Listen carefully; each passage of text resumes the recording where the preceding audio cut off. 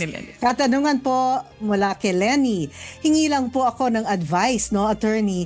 Hindi po ba kami dehado, lalo na po sa legal aspect, kung ipapasok sa bank loan ni buyer ang property. Tapos post-dated check, ang balanse 20%, internal arrangement. Kami po ang seller. Yan po, ano po masasabi natin na Attorney Vincent Paul Talaw kay Lenny? Yes, Miss Jackie. It all boils down, yung pong katanungan ni Lenny, doon sa kontrata ng ninyo as seller at yung inyong buyer. Kasi usually, Miss Jackie, kapag nagbebenta po kayo ng property, unless na lang na you are paid in full, doon mo lang normally doon mo lang i-relinquish or ibibigay doon sa buyer yung ownership.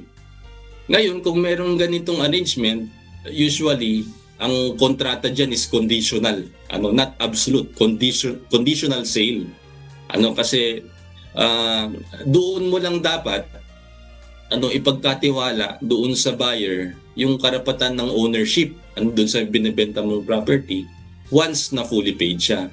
Otherwise, kapag pinakawalan mo agad, transfer mo agad, nilipat mo yung property, binigay mo yung owner's duplicate title, baka ikaw ngayon ang maghabol doon sa buyer mo. So titignan po natin yung mga safety provisions doon sa kontratang inyong pinirmahan.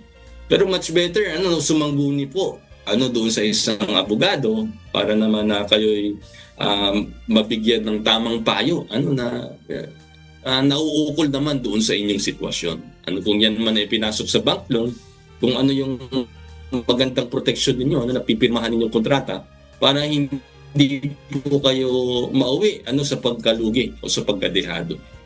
Ayan, Miss Jackie, sinasabi ni Attorney Vincent Paul Talaw, abay, sangguni ka sa abogado.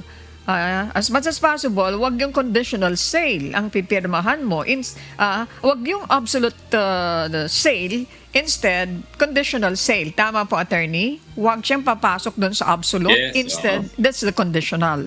Doon sa conditional, attorney, may mababago pa doon. Ano yung, attorney, quickly, ano yung pagkakaiba ng absolute sale na i-avoid nitong tao dito sa conditional sale?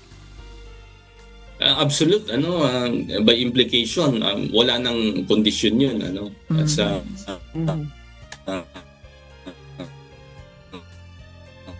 kumbaga perfect dapat na. Whereas kung conditional say, may mga condition, it's only upon the fulfillment of condition na nagte-take effect yung paglipat ng ownership over the property. At meron pang isa, Miss Ana, yung contract to sell.